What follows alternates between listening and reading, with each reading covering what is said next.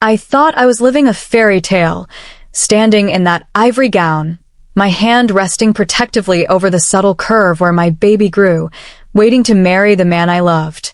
But when my mother-in-law rose from her seat, her eyes cold as winter stone, and declared to our 250 guests that the child I carried belonged to another man, my world didn't just crack, it shattered into 1,000 irreparable pieces. My fiancé walked out. The whispers became a roar. And I fled that altar with nothing but shame and a baby who would change everything. Years later, in a moment no one saw coming, my son would silence every lie with a truth so powerful, it left them all speechless. But before I take you there, I want to pause. I'm so grateful you're here with me right now. If my story has found you, please hit that like button and subscribe to this channel. It means more than you know. And tell me in the comments, where are you watching from? I want to know how far this journey has traveled, how many hearts it's reached. Because what happened to me could happen to anyone. Now, let me take you back to that day, the day that should have been the happiest of my life. My name is Imani Carter, and I used to believe in perfect moments. I believed in love that conquered all, in family that stood by you, in promises whispered under starlight. I believed that hard work, integrity, and genuine love would always win.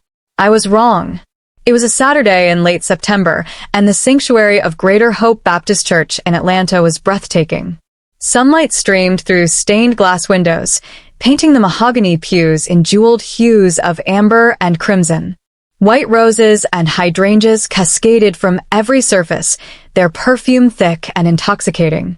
250 guests, Atlanta's black elite, my family, our friends, filled those pews, their faces glowing with anticipation. I stood in the bride's suite, my reflection staring back at me from the full-length mirror. The dress was a dream, ivory silk that hugged my shoulders and flowed into a cathedral train, delicate lace tracing patterns across my collarbone. My natural hair was swept into an elegant updo, adorned with pearl pins my grandmother wore at her own wedding. My mother, Aisha, stood behind me, tears already streaming down her beautiful brown face. "You're glowing, baby girl," she whispered, adjusting my veil. I was glowing. 4 months pregnant, my secret barely visible beneath the expertly draped silk, I felt like I was carrying magic. Devin and I had planned to announce the pregnancy during our honeymoon, a surprise that would make our joy complete. My father, Marcus, knocked softly and entered, distinguished in his charcoal tuxedo. "It's time, Imani. You ready to marry that young man?" I nodded, my heart thundering with excitement. I've never been more ready for anything in my life. The walk down that aisle felt like floating. The string quartet played Pachelbel's canon. Every face turned toward me, smiling. My bridesmaids, my sisters in every way that mattered, lined the altar in their emerald gowns. And there, at the end of that endless white runner, stood Devin Richmond. God, he was beautiful. 6 feet 2 inches of grace and power in his custom black tuxedo, his fade fresh, his dark eyes locked on mine with an intensity that made my breath catch. This man, my Devin, who'd courted me with poetry and surprise weekend trips to Savannah, who'd held me through my worst days, who'd gotten on one knee and promised me forever. His mother, Vivian Richmond, sat in the front pew. Impeccably dressed in champagne silk, her hair swept into a chignon, diamonds glittering at her throat and ears. She'd been distant during our engagement, but I'd chalked it up to the typical mother-son dynamic. I was about to become her daughter. I was ready to love her too. The ceremony began. Pastor Williams's voice resonated through the sanctuary, speaking of covenant and commitment. I barely heard him. I was drowning in Devin's eyes, in the promise of our future. And then, in the space where forever should have begun, Vivian Richmond stood up. The sanctuary fell silent. Every head turned. Devin's best man, Marcus Jr., froze mid-breath.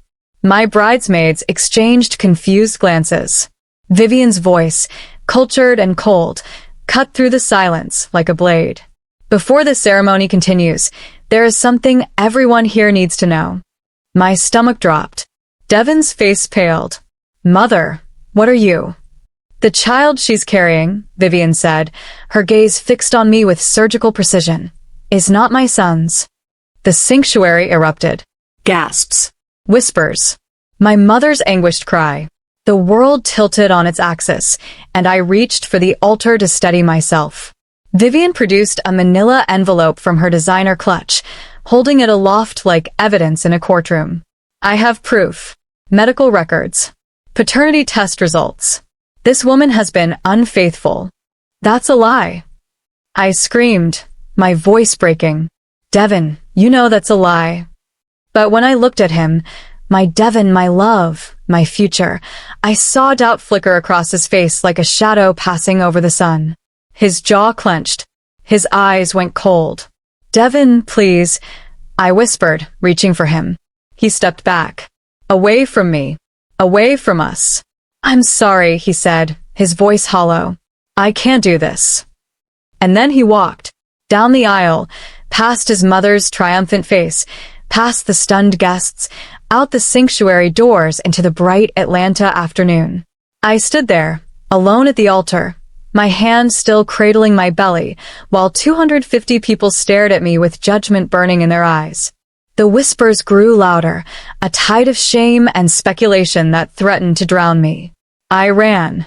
Still in my wedding dress, tears blinding me, I ran. But that wasn't the worst discovery I made that day. To understand how Vivian Richmond destroyed me so completely, let me take you back to where it all began, back to when I still believed in fairy tales. 18 months before that altar, I met Devin Richmond at the annual Black Professionals Gala at the Georgian Terrace Hotel. I wasn't looking for love that night.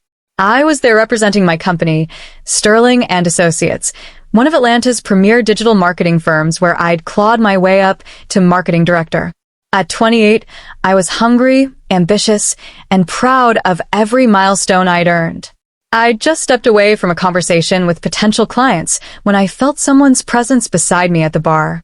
I turned, and there he was, Devin Richmond, in a navy suit that fit like a prayer, holding 2 glasses of champagne with an easy smile that made my stomach flip. You looked like someone who could use a break from networking, he said, offering me a glass. That obvious? I laughed, accepting it. Only to someone else who's been doing the same thing all night. I'm Devin. Imani Carter. Our hands touched as we shook, and something electric passed between us. Something I'd never felt before. We talked until the gala ended. Then we talked in the hotel lobby until security asked us to leave. He was brilliant, a partner-track attorney at Morrison & Wade, specializing in corporate law. But more than that, he was kind. He listened when I spoke about my dreams of one day running my own agency. He asked questions that showed he genuinely cared. Our first date was dinner at Canoe, overlooking the Chattahoochee River. Our second was a surprise weekend trip to Savannah, where we walked cobblestone streets and shared beignets at sunrise. By our 3rd month, I was already imagining forever. And Vivian? She seemed perfect too. The first time Devin brought me to the Richmond family estate in Buckhead, Vivian greeted me with open arms and a radiant smile. The house was a testament to generational wealth, rolling lawns, a circular driveway, rooms filled with art and antiques that whispered of old money and older pride. Devin has told me so much about you, Vivian said, taking my hand in hers. Her skin was soft, her perfume expensive. I'm so happy he's found someone as accomplished and beautiful as you are. She served us tea in her sunroom, asking about my family, my work, my ambitions. She laughed at my stories. She told me about the Richmond Foundation, her pride and legacy, a charitable organization supporting underprivileged youth in Atlanta. You must come to our next gala, she insisted. I'd love for you to meet the board members. Perhaps we could even use your marketing expertise. I left that day feeling blessed. Not every woman got a future mother-in-law who welcomed her so warmly. Devin and I fell deeper. He surprised me with flowers at my office. I cooked in my grandmother's recipes on Sunday evenings. We talked about children, about building a legacy together, about the life we create. When he proposed, on one knee at Piedmont Park during the Spring Lantern Festival, with a vintage diamond ring that had belonged to his grandmother, I didn't hesitate for a heartbeat. Yes, absolutely yes. I cried, pulling him to his feet. Planning the wedding consumed the next months. Vivian insisted on helping, and I welcomed her involvement. She knew the best florists, the finest caterers, the most exclusive venues. She booked Greater Hope Baptist, a church where Atlanta's most prominent families had married for generations. Only the best for my future daughter-in-law, she'd say, squeezing my hand. But then everything changed the night I told them about the baby. Devin and I had just returned from a romantic dinner at Bacchanalia. The pregnancy test sat in my purse, 2 pink lines that made my heart soar. We drove straight to the Richmond estate because I couldn't wait another moment to share our joy. Vivian answered the door in her silk robe, surprised by our late visit. We sat in her living room, and Devin couldn't contain his excitement. "Mother, we have incredible news. Imani's pregnant. You're going to be a grandmother."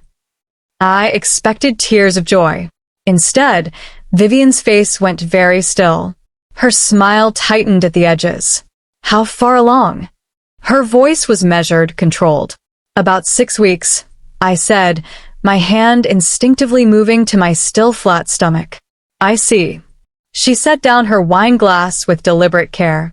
"And you're certain Devin is the father?" The question hung in the air like poison. Devin laughed uncomfortably. "Mother, what kind of question is that?" "A reasonable one."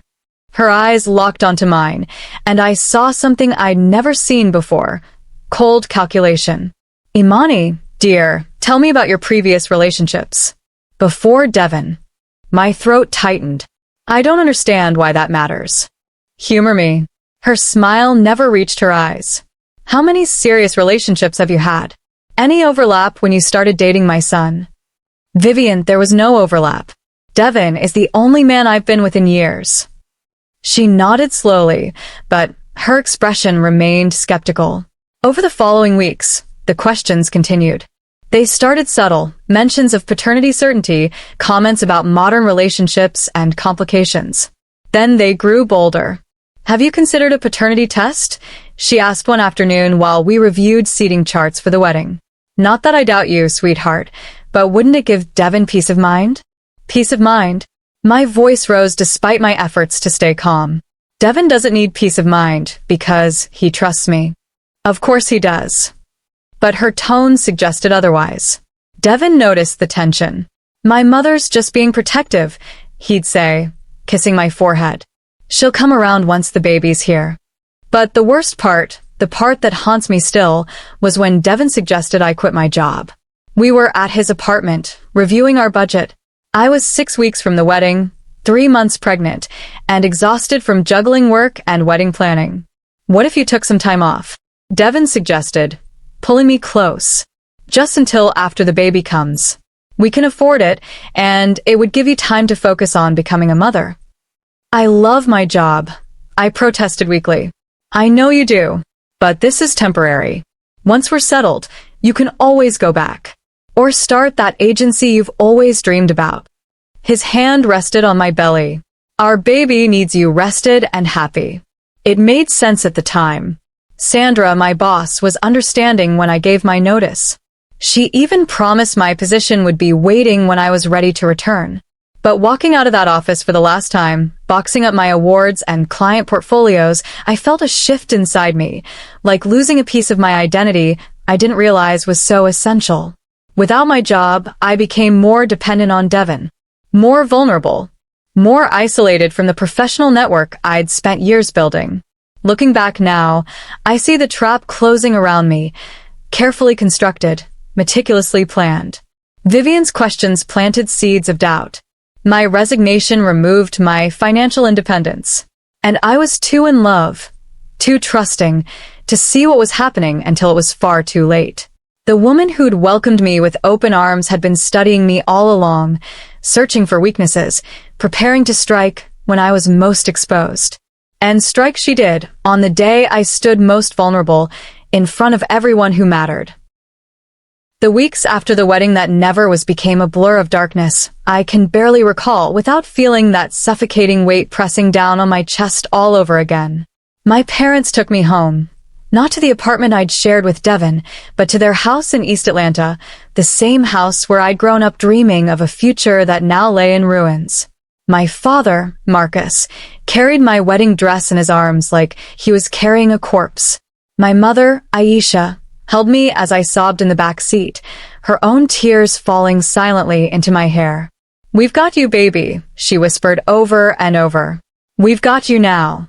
For 3 weeks, I didn't leave my childhood bedroom. The room where I'd hung posters of Oprah and Michelle Obama, where I'd studied late into the night to earn my scholarship to Spelman, where I'd planned a life I thought would be extraordinary. Now those walls felt like a prison, and I felt like a ghost haunting my own past. The Atlanta papers devoured the scandal like starving wolves. Socialite exposes affair at son's wedding, read the Atlanta Journal-Constitution. Richmond wedding ends in dramatic paternity scandal, declared Atlanta magazine. The black elite community, small and interconnected as it was, buzzed with speculation and judgment. My phone exploded with messages. Former colleagues expressing concern. Friends I hadn't spoken to in years suddenly curious about the drama. Reporters requesting interviews. I turned it all off, unable to face the world's cruelty. But the silence from Devon, that was the sharpest knife of all. No call came, no text. No knock at my parents' door demanding answers or offering apologies. The man who'd promised me forever had simply erased me from his life, as if our 18 months together had been nothing more than a fever dream. How could he believe her? I asked my mother one evening as she brought soup I couldn't eat. How could he just walk away? Aisha sat on the edge of my bed, her face etched with a kind of pain only a mother watching her daughter suffer could know. Some people's love isn't as deep as their fear, sweetheart. And Vivian Richmond knows exactly how to weaponize that fear. My father was less philosophical and more protective. Say the word, Imani, and I'll handle this legally. We can sue for defamation. We can demand she produce these so-called documents. What's the point? My voice was hollow, defeated. Everyone already believes her story. Fighting will just keep me in the headlines longer. I lived in sweatpants and grief. I ate because my mother insisted, slept because my body demanded it, breathed because stopping wasn't an option, not with a baby growing inside me who deserved better than a mother who'd given up. The baby. My hand would rest on my belly, feeling the subtle changes, wondering how this tiny person would ever forgive me for the mess I'd brought them into.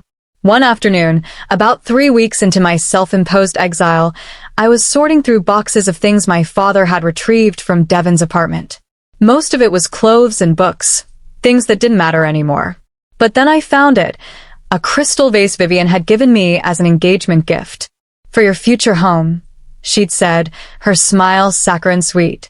"May it always be filled with beauty." Looking at that vase now, remembering her false warmth and calculated manipulation, something inside me snapped. I picked it up, walked to my bedroom window, and hurled it into the backyard with a scream that came from somewhere primal and raw. The crystal shattered against a concrete patio, exploding into 1,000 glittering pieces that caught the afternoon sun. And in that exact moment, as if the universe itself was responding to my rage, I felt it. A flutter. A tiny movement inside my belly like butterfly wings or the gentlest wave. My baby's first real kick. I froze, my hand flying to my stomach. "Did you just?" Another flutter, stronger this time.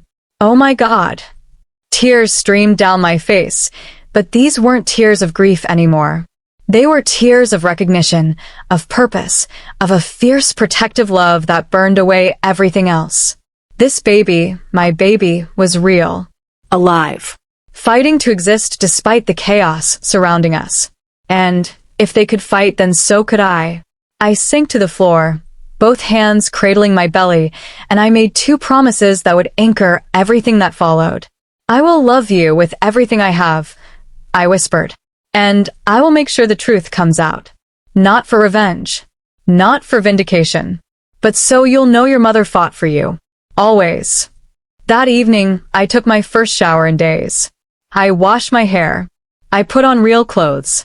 And I walked downstairs where my parents sat at the kitchen table, their faces registering shock at seeing me vertical and purposeful. "I need my phone," I announced. "And I need you both to trust me now." My mother handed it over without question. I scrolled through my contacts until I found the name I was looking for, Sandra Mitchell, my former boss at Sterling and Associates.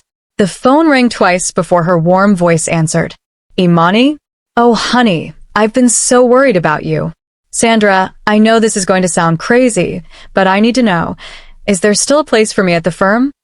She didn't hesitate for even a heartbeat. "Are you kidding me? I've been holding your position, open hoping you'd come back. But actually, I have something even better to offer you." My heart started beating faster. "Tell me more." "We're launching a new digital division focused on brand reputation management and crisis communication. I need someone brilliant to head it up. Someone who understands how quickly narratives can shift and destroy. Someone who's hungry to prove themselves." She paused meaningfully. "Someone exactly like you, Imani. Heading up an entire division. My own team. A chance to rebuild not just my career, but my entire identity. When can I start?" My voice was steady now, certain. "How about next Monday? We'll work around your pregnancy, of course. But I know what you're capable of, and I know you're going to turn this division into something extraordinary." After we hung up, I looked at my parents, their faces a mixture of relief and pride. "I'm not running anymore," I told them. "I'm going to work. I'm going to raise this baby. And I'm going to show everyone who doubted me exactly who Imani Carter is." My father stood and pulled me into his arms. "That's my girl. That's my warrior girl."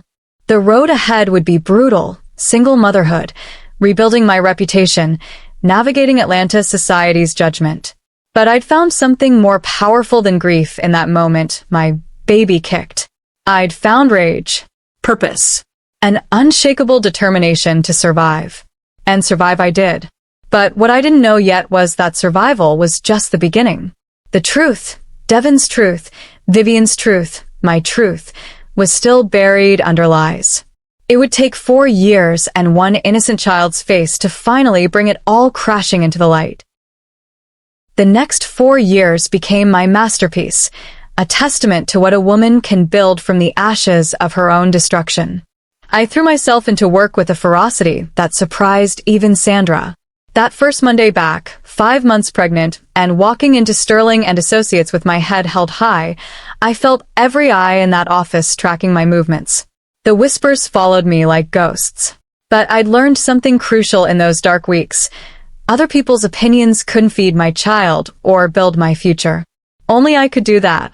The digital reputation and crisis communication division started with just me, one assistant, and a closet-sized office.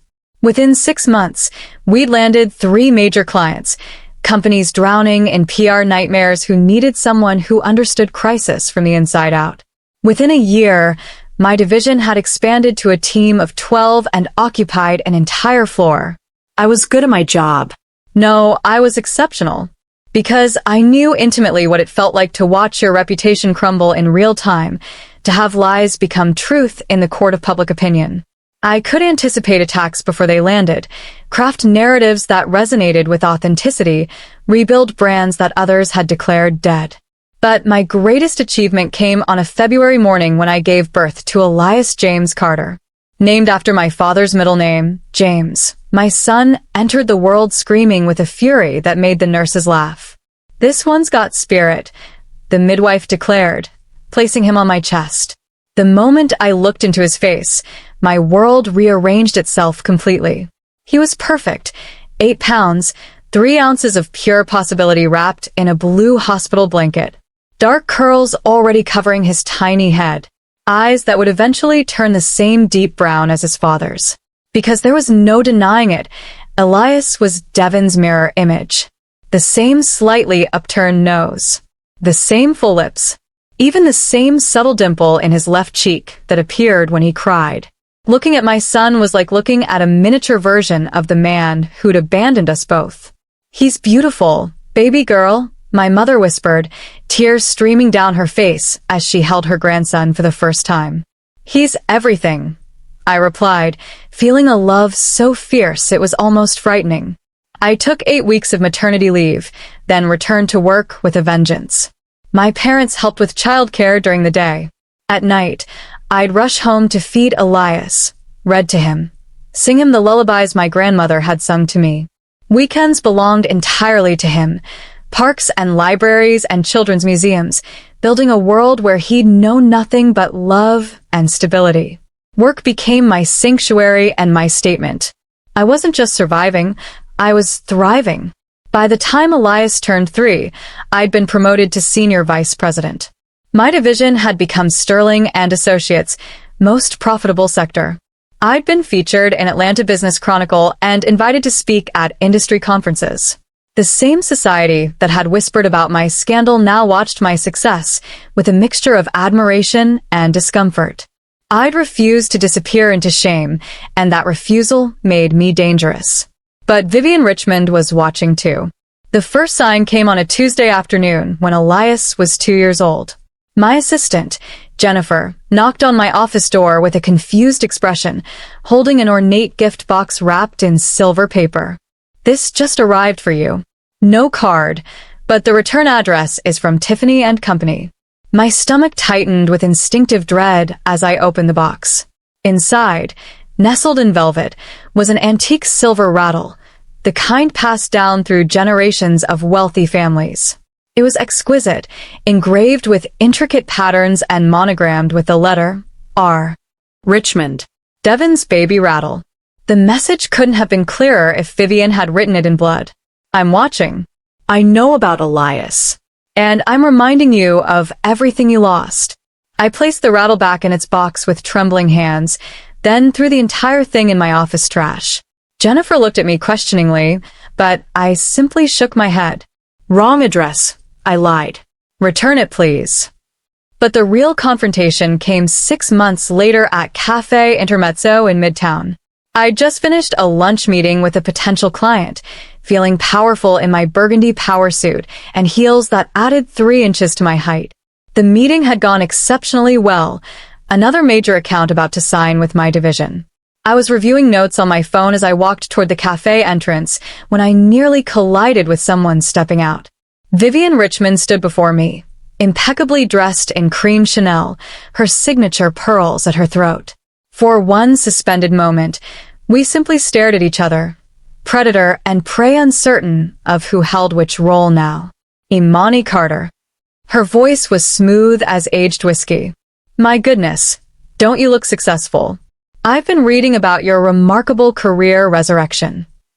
Every muscle in my body tensed, but I kept my expression neutral and professional. "Mrs. Richmond, how nice. Is it?" Her smile was sharp enough to draw blood. "I've also heard you have a son. 2 years old now. Or is it 3?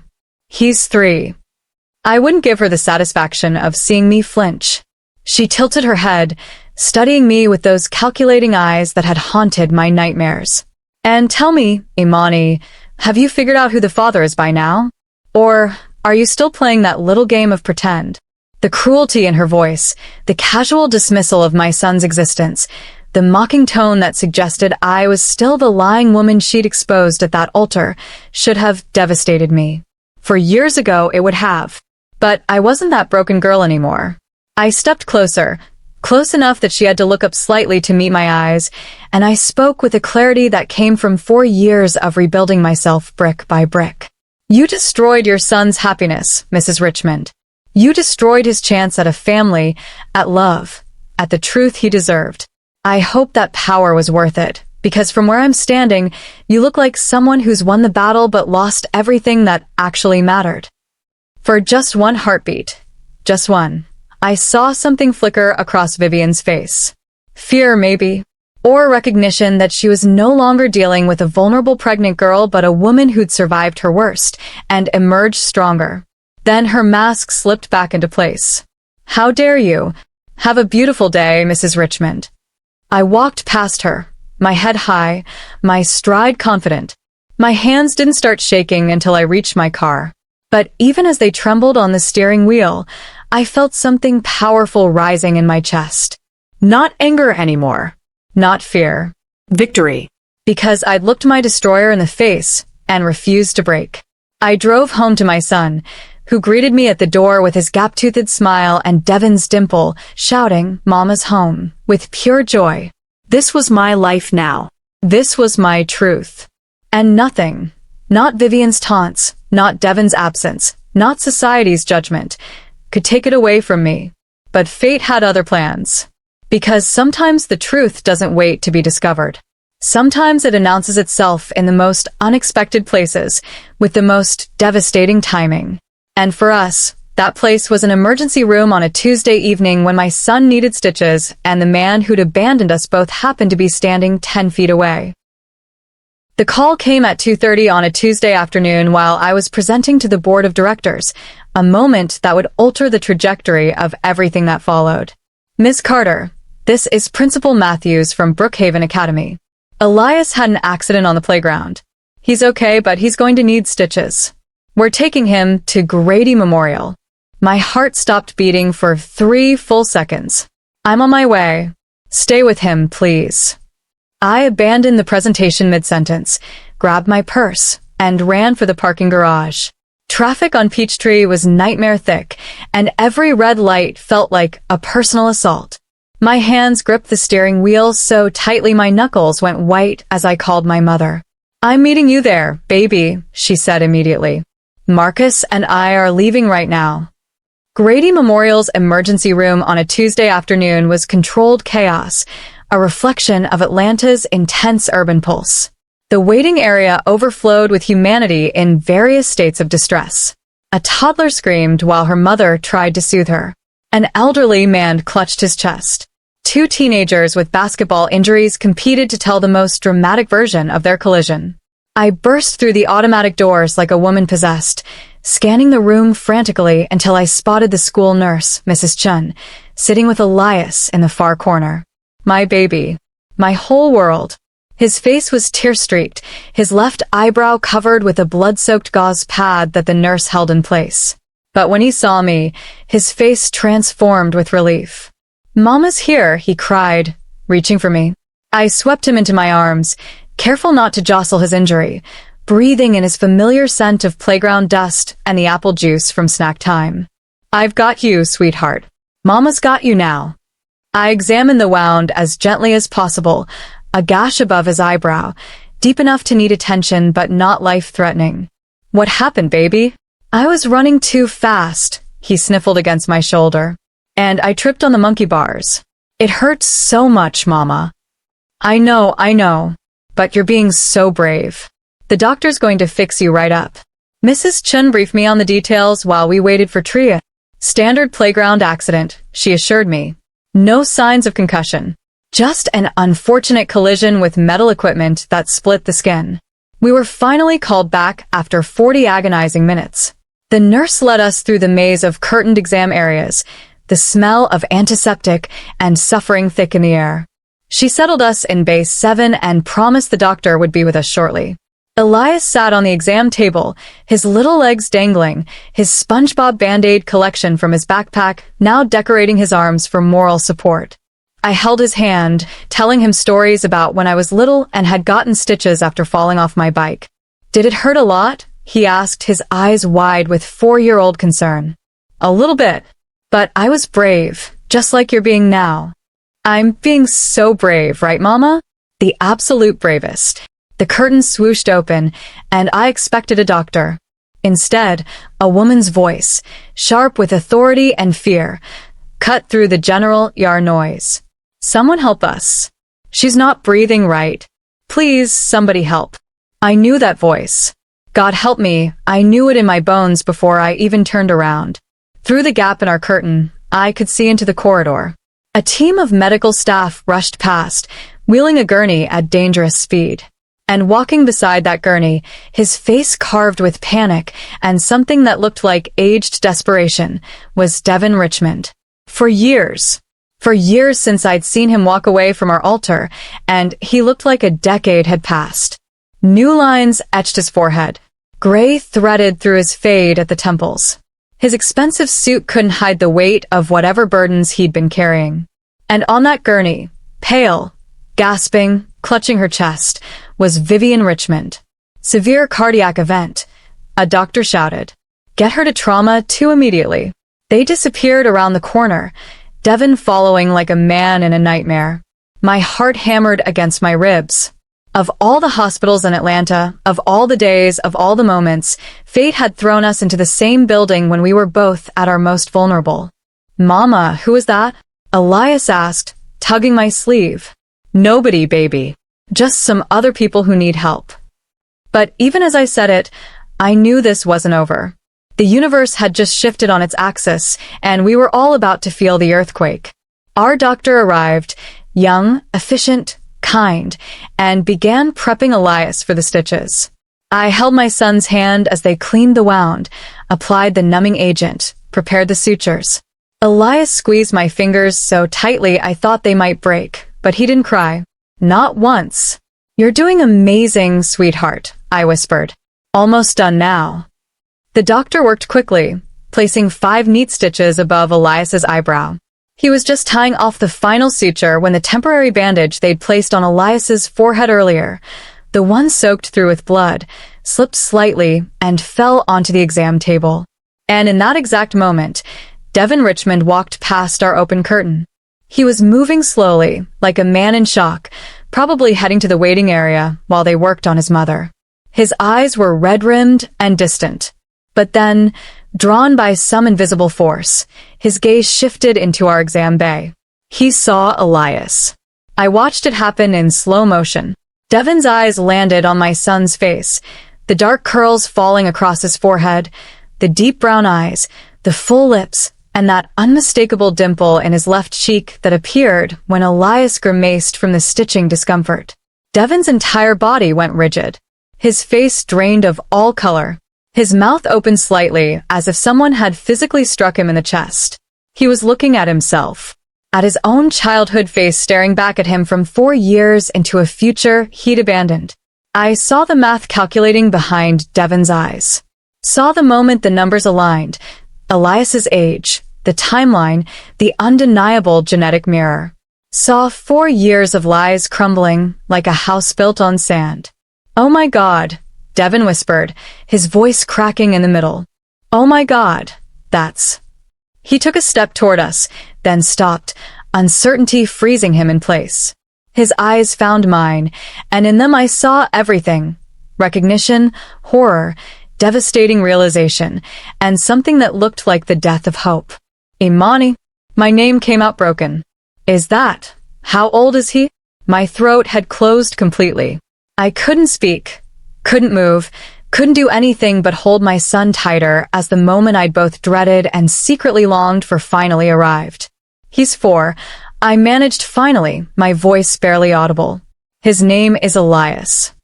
Elias, Devin repeated, like he was tasting a sacred word. His eyes filled with tears that he didn't try to hide. 4 years old. The doctor glanced between us, clearly sensing the tension but professional enough not to comment. We're all finished here, Miss Carter. I'll get you the discharge papers. But Devin was already reaching into his jacket pocket with shaking hands, pulling out a business card. He stepped closer, his movements careful, as if approaching something precious and breakable. Please, he said, his voice raw with emotion. I need to talk to you. I need. His words broke apart completely. He handed me the card, Morrison and Wade, attorney at law, Devin Richmond, partner, the title he'd achieved in the 4 years since he'd destroyed us. Call me, he begged. Please, Imani. Call me soon. Before I could respond, a nurse called from down the corridor. Mr. Richmond, your mother's asking for you. Devin's face twisted with anguish, torn between the dying woman who'd ruined his life and the son he'd just discovered. But duty won, as it always had with him. He backed away, his eyes never leaving Elias's face. I'll wait for your call, he said, then turned and disappeared back into the chaos. Elias, who'd been quietly observing this entire exchange with his wise 4-year-old eyes, looked up at me with curiosity. Mama, that man looks exactly like me, he said with the casual observation only children can deliver. Why does he look like me? I held my son close, feeling the weight of 4 years of secrets pressing down on my chest like a physical force. That's a very good question, baby, I whispered into his curls. A very good question indeed. I made Devin wait 3 days before I called. 3 days to process the earthquake that had just demolished the careful life I'd rebuilt. 3 days to decide if I was strong enough to face what came next. When I finally dialed his number, he answered before the first ring finished. Imani, thank you. His voice was hoarse, desperate. Thank you so much. We need to talk, I said, my tone deliberately neutral. But not at your office and not in my home. Somewhere public and neutral. Anywhere you want. Name the place. There's a coffee shop called Reveille on my street. Thursday at 7, after Elias is asleep. My mother will stay with him. I'll be there. Imani, Thursday, Devin. I hung up before he could finish. Before the sound of my name in his mouth could unravel the careful control I'd spent 4 years building. Thursday evening arrived with the kind of autumn chill that cuts through even the warmest jacket. I dressed carefully. Black jeans, a cream sweater, my hair pulled back in a neat bun. Professional but not formal. Strong but not armored. I kissed Elias goodnight, his stitches already healing beautifully, his trust in me absolute and uncomplicated. Sweet dreams, baby boy. Love you most, mama. Love you more than all the stars. The walk to Reveille took 4 minutes. I arrived first, chose a corner table far from other patrons, and ordered chamomile tea I had no intention of drinking. My hands were steady, but my heart raced like a caged bird desperate for freedom. Devin arrived at exactly 7, and the sight of him nearly broke my carefully constructed composure. He looked worse than he had in the air, exhausted, hollow-eyed, like a man who hadn't slept in days. He carried a leather messenger bag clutched against his chest like a shield. Thank you for coming, he said, sliding into the chair across from me. His hands trembled as he set down the bag. I didn't do this for you, I said evenly. I did it for Elias. He deserves to know his truth. I know that. God, Imani, I know. He ran his hands over his face, and I saw wetness there, tears already falling. I need to tell you everything, and I need you to hear it all before you speak. Can you do that? I nodded once, bracing myself. Devin took a shuddering breath. My mother is dying. The heart attack caused massive damage. The doctors say she needs immediate bypass surgery, but she's refusing treatment. Despite everything Vivian had done to me, I felt a flicker of shock. Why would she refuse? Because she wants to die. His voice cracked completely. She says she deserves it. That she's committed a sin so terrible that death is the only appropriate punishment. The air between us thickened with unspoken understanding. 4 days ago, before the heart attack, she called me to her house. She looked different. Broken, maybe. She told me she needed to confess something before she died, and she made me sit down and promise to listen. Devin reached into his messenger bag with shaking hands and pulled out a manila envelope, not unlike the one Vivian had brandished at our wedding. But this one bore an official notary seal and Vivian's elaborate signature. She wrote everything down, had it notarized by her attorney, made it legally binding. He pushed the envelope across the table toward me. She paid a lab technician $5,000 to fabricate paternity test results and medical records. She hired a photographer to create fake images of you with another man, images she showed only to me, never produced publicly because they would have been too easily disproven. My hands went numb. My breath caught in my throat like broken glass. She orchestrated the entire betrayal. Devin continued, tears streaming down his face now without restraint. Because she was terrified of losing me. She'd heard us talking about the possibility of moving to New York for your career. She knew you were ambitious, successful, independent. She thought if she destroyed our relationship, I'd stay in Atlanta, close to her, under her control forever. I opened the envelope with hands that barely functioned. Inside was Vivian's confession, 3 pages of handwritten text in her elegant script, every terrible detail documented like evidence in a trial. Vivian Elizabeth Richmond, Do hereby confess to fabricating evidence of infidelity against Imani Carter on September 28th. The words blurred as I read. Details of payments made. Names of people she'd bribed.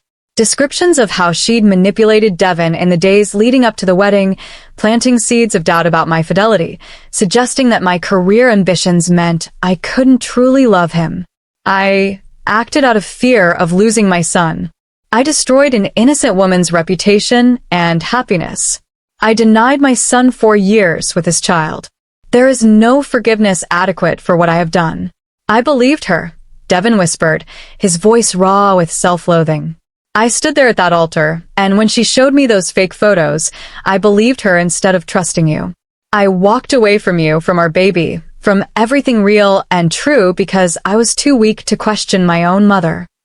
I looked up from the confession, and the rage that had been simmering for 4 years finally broke through like lava. You destroyed me, I said, my voice shaking with fury.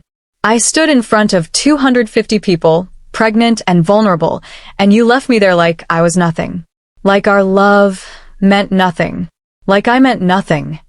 I know. God, Imani, I know. Do you know what the months after were like? Do you have any idea what it took to rebuild myself while carrying your child? To give birth alone because the man who promised forever chose his mother's lies over my truth. No, I can't imagine. Elias looks exactly like you. My voice was rising now, drawing glances from other patrons, but I didn't care anymore. Every single day, I see your face in his. Every smile, every expression, every laugh reminds me of what you took from us both.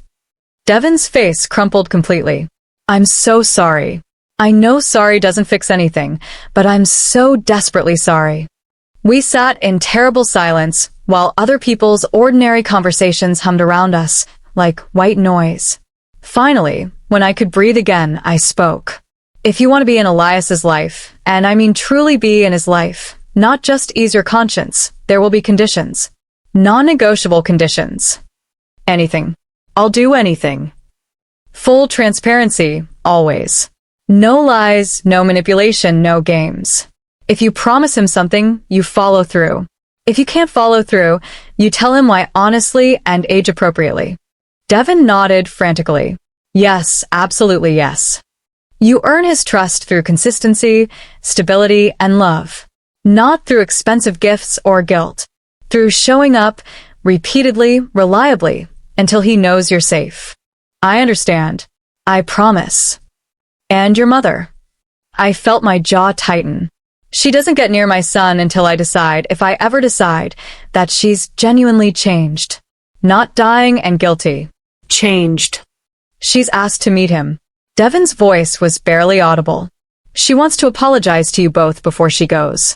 She's refusing surgery until she does. Every instinct screamed at me to refuse, to protect Elias from the woman who tried to erase his existence before he was even born. But then I thought about my son, my beautiful, empathetic boy who cried when he saw injured birds and insisted on sharing his snacks with kids who had none.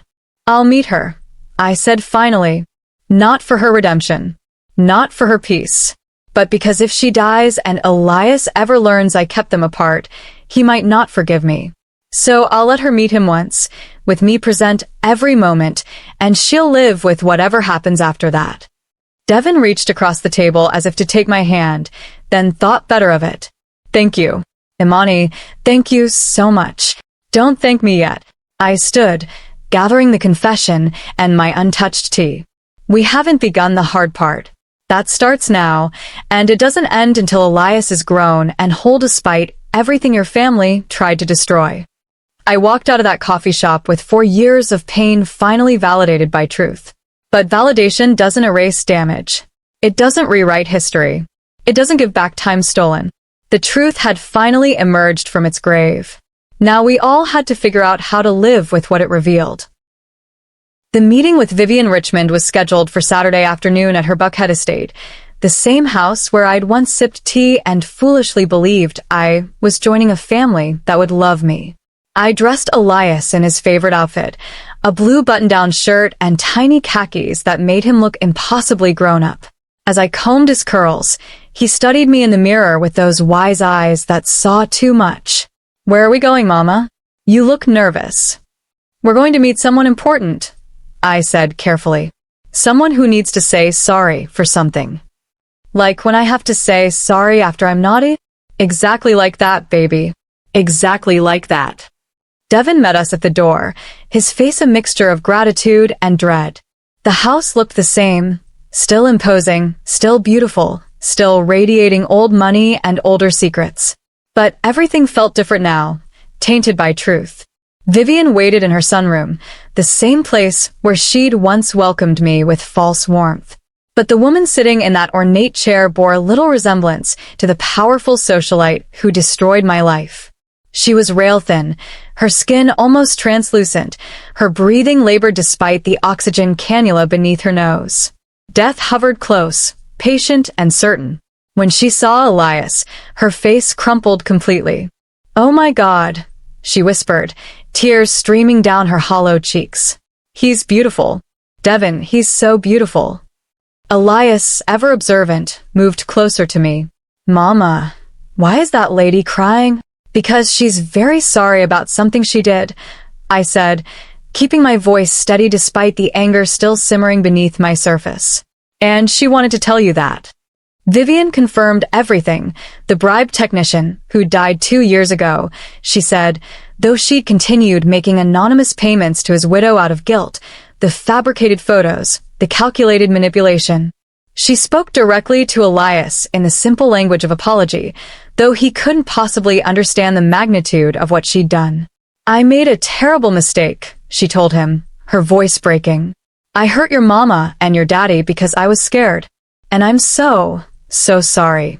The visit lasted 20 minutes before Vivian's nurse insisted she needed rest. We were preparing to leave when Elias, unprompted, walked over and gently patted Vivian's hand. "It's okay to make mistakes," he said with 4-year-old wisdom. "You just have to say sorry and try better next time." I saw something break and rebuild simultaneously in Vivian's face, recognition that this child she'd tried to erase was offering her more grace than she deserved. We'd just gotten home, just started preparing dinner, when Elias came running from the living room, his hand pressed to his forehead, blood seeping between his small fingers. "Mama, it's bleeding again. It's bleeding so much." My heart dropped straight through the floor. The stitches had reopened, probably from him rubbing the healing wound earlier, without me noticing. "Okay, baby, it's okay." I grabbed a clean towel, pressing it to his forehead while frantically calling Devin with my other hand. "We're going back to the..." "I'm coming to get you," Devin said immediately. "I'm 5 minutes away. Don't move." He arrived in 4, pulling up to my apartment building like a man on a mission. I climbed into his car with Elias in my arms, the towel now soaked red, and Devin drove with the kind of focused intensity that comes from pure parental terror. "He has a penicillin allergy," I said as we weaved through traffic. "It's in his medical records, but make sure they know. Make absolutely sure." "Penicillin allergy, noted," Devin repeated, his knuckles white on the steering wheel. "Anything else I should know?" In that moment, united in fear for our son, communicating with the shorthand of shared purpose, we were exactly what we should have been 4 years ago. Parents, partners, a team. The ER was less crowded this time, and they took us back quickly when they saw the blood. The same young doctor from before recognized us immediately. "Back so soon? Let's see what we're working with." Elias was braver this time, maybe because he knew what to expect. He sat on the exam table while the doctor cleaned the wound, explaining that the original stitches had been under too much tension when he'd rubbed his forehead. "We'll restitch it with a slightly different technique," the doctor explained. "Should hold better this time." As the doctor prepared the numbing injection, Elias's face scrunched with anticipatory fear. I took his left hand, squeezing gently, murmuring encouragement. "You're doing great, sweetheart. So brave." And then Elias did something that changed everything. He looked at Devin, standing awkwardly near the door, and extended his small right hand. "Will you hold this one?" Elias asked, his voice small and scared. "It hurts less when both hands are held." Devon's face transformed, shock, joy, overwhelming emotion colliding all at once. He crossed the space in 2 strides and gently took Elias's right hand in his larger one. "Of course, buddy. I've got you now." The doctor worked quickly, placing fresh stitches while Elias squeezed both our hands. And then, in the middle of the procedure, Elias looked down at his small hand enveloped in Devon's and went very still. "Our hands look the same," he observed with stunning clarity. Then he looked up at Devon's face, then at me, his brilliant mind making connections 4-year-olds shouldn't be capable of making. "Mama, is he my daddy? Is that why we look exactly the same?" The exam room fell into absolute silence. The doctor paused mid-stitch. I felt my breath stop in my throat. Devon's eyes filled with tears that spilled over immediately. This was the moment. The truth we'd been dancing around. The question I'd known was coming but hadn't prepared to answer in an ER with fluorescent lights humming overhead. I looked at Devon, and in his face I saw a plea. "Please let me answer. Please give me this one chance to tell him the truth." I nodded once, barely perceptibly. Devon knelt down so he was eye level with Elias, never letting go of that small hand. His voice shook with emotion as he spoke. "Yes, Elias. I'm your daddy." Fresh tears streamed down his face. "And I should have been here from the very beginning. I wasn't, and that's my fault. Not your mama's, never your mama's. I listened to someone who told me lies instead of trusting your mommy, who always tells the truth. I made the biggest mistake of my whole life, and I'm so sorry." Elias studied Devon's face with an intensity that seemed far beyond his years. Then, still holding both our hands, he asked the question that mattered most to him. "Are you going to stay this time?" The simplicity of it, the childlike directness cutting through 4 years of adult complications, hit me like a physical blow. Devon's voice cracked completely. "If your mama says it's okay, and if you want me to, I'm going to stay forever. I promise you, Elias. Forever and ever." Elias looked at me, seeking permission, seeking reassurance. I nodded, tears now streaming down my own face. "Then okay," Elias said and smiled, Devon's dimple appearing in his left cheek. "Can we get ice cream after? With extra sprinkles?" The doctor, who'd been witnessing this entire exchange, discreetly wiped his own eyes before finishing the final stitch. We left that ER as something we'd never been before, a family. Imperfect, scarred, held together by truth that had taken 4 years to surface. But a family nonetheless. Devon's phone rang as we reached the parking lot, the hospital calling about Vivian. Her condition had deteriorated sharply. He needed to go immediately. "I'm sorry," he said, looking torn between the dying mother who destroyed everything and the son he'd just met. "I have to. Go," I said firmly. "She needs you right now. But tomorrow, if you're free, we're getting that ice cream." "Tomorrow." "Yes." "With extra sprinkles." He looked at Elias with an expression of pure wonder. "I'll be there, buddy. I promise I'll be there." As we drove home, Elias fell asleep in his car seat, his hand still curled, as if holding his father's. I glanced at him in the rearview mirror. This beautiful boy who'd just gained a father through nothing but his own innocent observation and courage. The truth was out now. Not through my revelation or Devon's apology or Vivian's confession, but through a child's simple question in an emergency room. Sometimes the most profound moments arrive not in grand gestures, but in small hands noticing they match larger ones, in questions that cut through years of adult complications, in ice cream promises that mean forever. Devon called at 11 that night, his voice raw from hours of crying. "She's refusing the surgery. The doctors say she has maybe 48 hours without it, and she's refusing." He sounded utterly broken. "She keeps saying she needs to pay for her sins, that she doesn't deserve to live after what she's done." I sat on my couch in the darkness, watching Elias sleep peacefully in his bedroom down the hall, and felt something shift inside me, not forgiveness exactly, but something adjacent to it. Something that recognized we were all trapped in Vivian's guilt now, and someone had to break the cycle. "Does she want to see him again?" I asked quietly. "She won't ask. She says she doesn't deserve to look at him again after what she's stolen from him. But she wants to? More than anything. Devon's voice cracked. Imani, I know I have no right to ask, but I'll bring him. Tonight, before she gets worse. But Devon, this is the last time I do something for her redemption. After this, everything is about Elias. I understand. Thank you. God, thank you so much. I hung up and stood at Elias's doorway, watching his chest rise and fall in sleep. His new stitches were covered with a fresh bandage. His stuffed elephant was tucked under one arm. He looked so peaceful, so innocent, so completely unaware of the adult complications swirling around him. But I'd learned something powerful in that Elias had a wisdom that transcended his 4 years, a capacity for grace that shamed us all. I woke him gently, whispering that we needed to go somewhere important. Is it the hospital again? He asked sleepily, rubbing his eyes. Yes, baby. But not for you this time. For that lady we met. The one who said sorry. Is she sick? Very sick.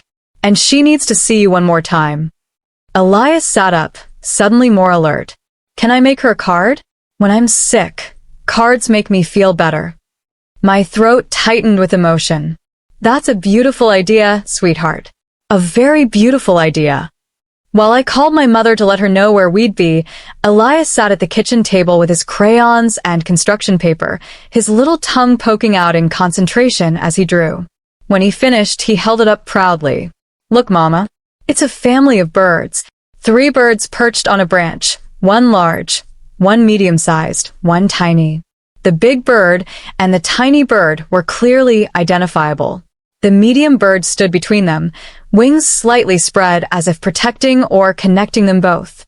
That's you and me and Daddy, Elias explained, pointing to each bird. Because we're a family now and families stick together. I blinked back tears. It's perfect, baby. Absolutely perfect. The drive to Grady Memorial was quiet, Elias dozing in his car seat while clutching his card. Devon met us in the ICU waiting area, looking like a man who'd aged another decade in just hours. She's awake. Weak, but awake. He knelt down to Elias's level. Thank you for coming, buddy. It means everything. I made her a card, Elias said, showing it with shy pride, to help her feel better. Devon's face crumpled as he looked at those 3 birds. It's beautiful.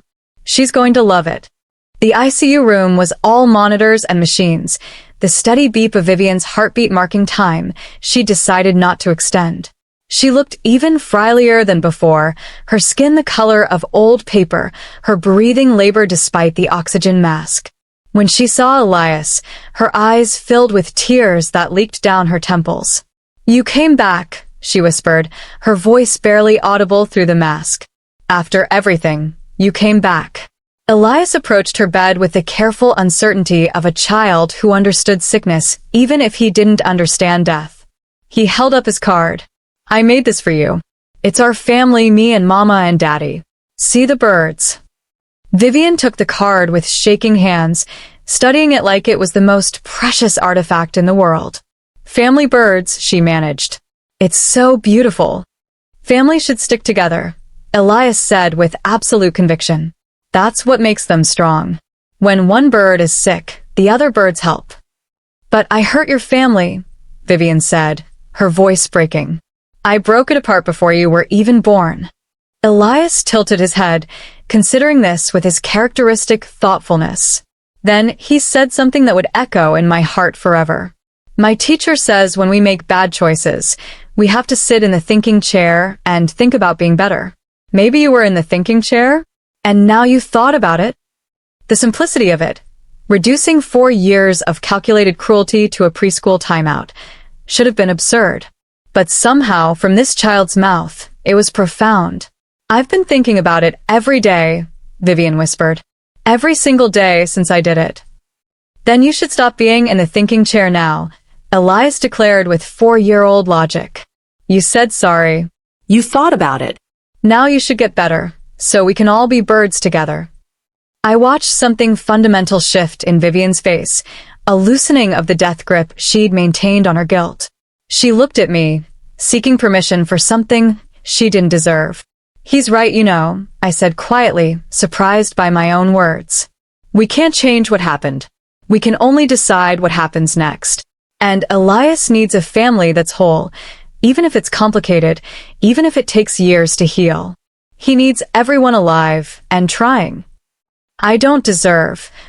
None of us deserve anything," I interrupted.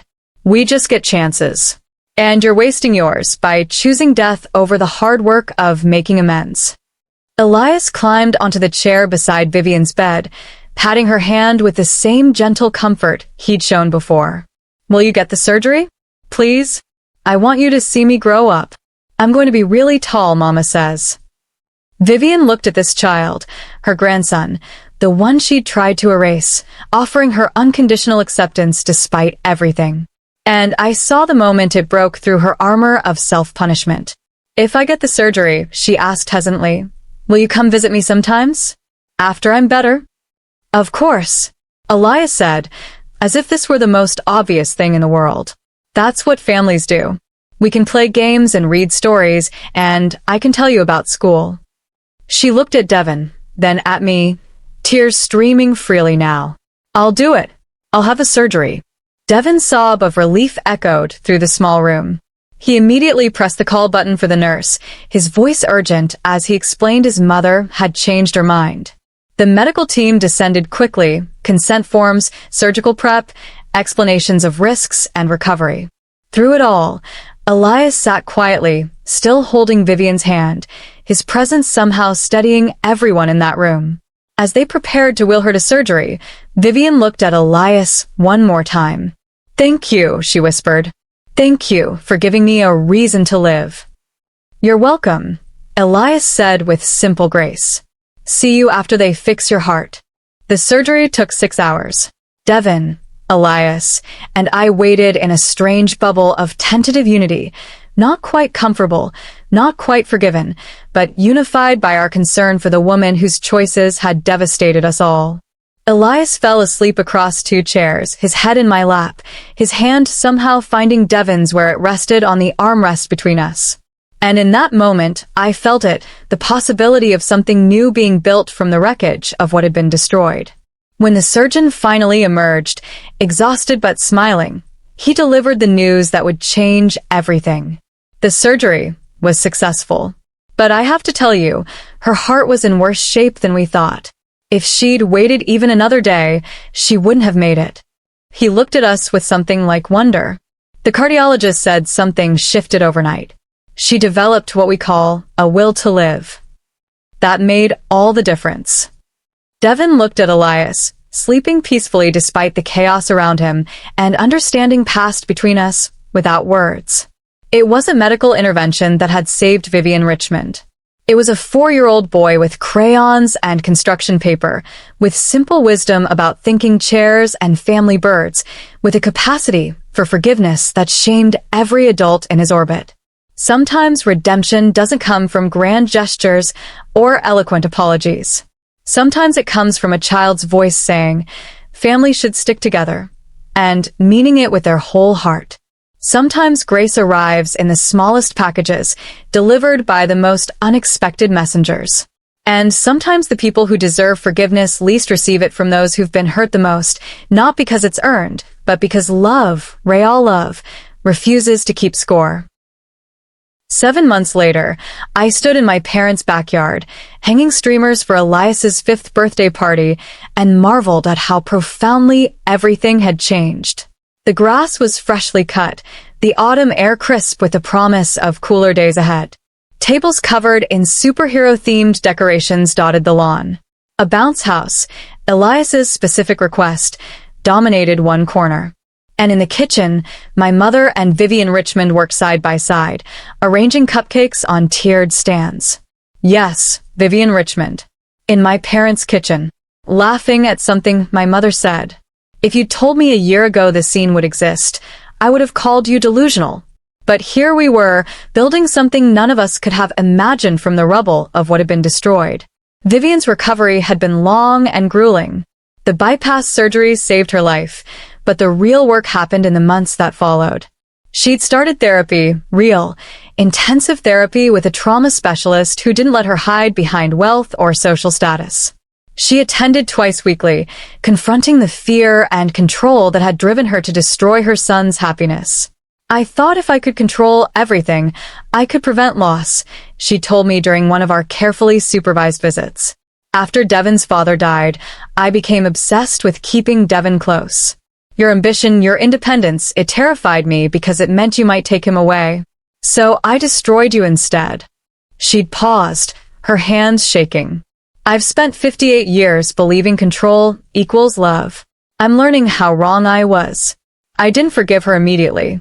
Forgiveness, I'd learned, wasn't a single moment, but a series of small choices made daily. Some days were easier than others. But I watched her show up, consistently, humbly, doing the work, and something in me began to soften at the edges. She'd established a college fund for Elias that would cover any university he chose. She volunteered at the Richmond Foundation's education programs, specifically those serving children from single-parent households, a pointed choice that didn't escape my notice. And most importantly, she never tried to overstep with Elias, always deferring to me and Devon, earning her place in his life one supervised visit at a time. Grandma Vivian is sad a lot, Elias had observed after one visit. But she's trying really hard to be better. Out of the mouths of babes, wisdom that continued to astound me. Devon and I had established something I'd never expected, a genuine partnership. Not romantic, not yet, maybe not ever, but something deeper than what we'd had before. We co-parented with the kind of intentionality that comes from knowing how badly things can break. He had Elias every Wednesday evening and alternating weekends.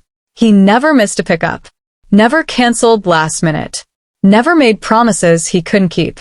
He'd rearranged his entire work schedule to accommodate school events, doctor appointments, and the mundane, beautiful moments of raising a child. I missed 4 years, he'd said once, his voice thick with regret. I'll never get that time back, but I can make sure I'm present for every day that follows. And he was. So consistently present that Elias now ran to him with the same trust he'd always reserved for me.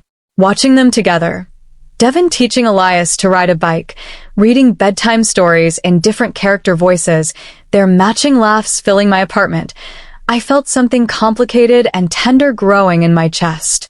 Not the naive love of our courtship, but something tested by fire and built on truth. We hadn't discussed what we were to each other beyond Elias's parents. But sometimes, when our hands accidentally touched during a handoff, or when our eyes met over our son's head, I felt the question hovering between us. Could we ever try again? I didn't know the answer yet. Some wounds needed more than 7 months to heal. The party guests began arriving at 2, Elias's preschool friends with their parents, my co-workers from Sterling and Associates, neighbors, family. The backyard filled with children's laughter and adult conversation. Devon arrived with a massive present wrapped in shiny paper, and Elias launched himself into his father's arms with pure joy. Daddy, you made it. Did you bring the surprise? I absolutely brought the surprise. Devon kissed the top of Elias's head, that gesture now so natural it looked like they'd been doing it forever. His eyes found mine across the lawn, and he mouthed, "Thank you." I mouthed back, "He's your son. You're supposed to be here." But the smile we shared said something more, gratitude for second chances, for children who love unconditionally, for the possibility of redemption. As afternoon turned to early evening, we gathered around the cake, a spectacular superhero creation with 5 blazing candles. Both sets of grandparents stood close. My mother had her arm around my father's waist. Vivian stood slightly apart, still learning her place, but present nonetheless. Devon and I flanked Elias, our son between us and his birthday crown, his face glowing with excitement. "Make a wish, baby," I encouraged as everyone began singing, "Happy Birthday." But as the song ended and Elias leaned toward the candles, he reached out with both hands, one for me, one for Devon, and held on tight. "I don't need to make a wish," he announced with the clarity of someone who understood exactly what mattered. "I already got what I wanted. My family's all here. Together." The backyard went very quiet. I felt tears prick my eyes as I looked at Devon, who was openly crying now, his hand clutching our sons like a lifeline. All of us, Elias continued, looking around at every face, his grandparents, his father, his mother, even Vivian. The whole family together for my birthday. That's the best present ever. He blew out his candles in one breath, and the crowd erupted in applause. But I barely heard it over the thundering of my own heart. This was it. This was the moment I'd been chasing since that awful day at the altar. Not the perfect wedding, not the fairy tale romance, but this. Family. Messy, complicated, hard-won family built from the ashes of our collective mistakes. Later, as the party wound down and guests departed, I found Devon helping my father break down tables. Elias was showing Vivian his presents, chattering enthusiastically about each one while she listened with complete attention. "He's remarkable," Devon said quietly, watching our son. "Despite everything we put him through, he's the most emotionally healthy person in this entire family." "He didn't go through it," I corrected gently. "He was born into the aftermath. He only knows love and truth because that's all we've given him since he could understand." Devon nodded, then turned to face me fully. "Imani, I know we haven't talked about us. Just about Elias. But I need you to know, these 7 months of co-parenting have been the best months of my entire life. Not because they've been easy, but because they've been real. Built on honesty and accountability and showing up." My breath caught. "Devon, I'm not asking for anything," he said quickly. "I'm not asking you to forgive what I did or to try again, or even to consider it. I just needed you to know that you and Elias, you're my family. However you'll have me, for as long as you'll have me, I'm here." I looked at this man who'd broken my heart so completely I'd thought I'd never recover. But I also saw the man who'd spent 7 months proving himself, who'd chosen truth over comfort, who'd humble himself before our son and asked for forgiveness with his actions, not just his words. "We're taking it slow," I said finally. "One day at a time.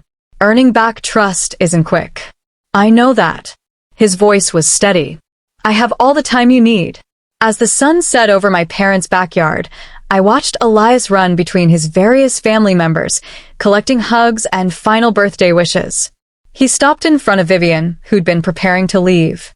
"Thank you for coming, Grandma Vivian," he said formally, then added with childlike honesty, "I'm glad you got better. Family is better when everyone's alive." Vivian knelt down, her eyes swimming with tears. "I'm glad too, sweet boy. Thank you for giving me a reason to get better." This was our happily ever after.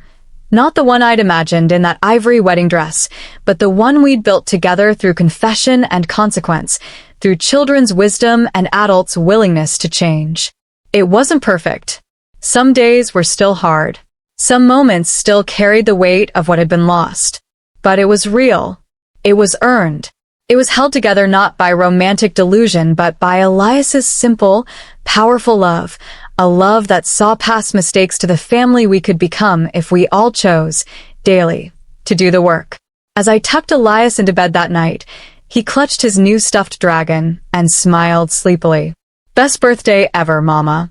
The whole family together." "The whole family together," I echoed, kissing his forehead. And for the first time in 5 years, I believed in happily ever after again, not as an ending, but as a beginning. Not as a destination, but as a daily choice to show up, to be honest, to love fiercely even when it's hard. We were a family built from ashes. Imperfect. Scarred. But ours. And that was more than enough. If you're watching this and you've ever felt betrayed, abandoned, or destroyed by the people who are supposed to love you, I want you to know something. Your story doesn't end with the betrayal. It doesn't end in the darkness. Sometimes the family you build from the ruins is stronger than the one you lost in the fire. And sometimes grace arrives wrapped in a child's forgiveness, teaching us all how to begin again. Tell me in the comments, where are you watching from? Have you ever experienced betrayal that later became redemption? I'd love to hear your story. Thank you for listening to mine. On the screen, you can see 2 new life stories that I highly recommend. There's so much more on my channel. By the way, don't forget to subscribe. It encourages me to keep bringing more stories like this. See you in the next life story. With love and respect.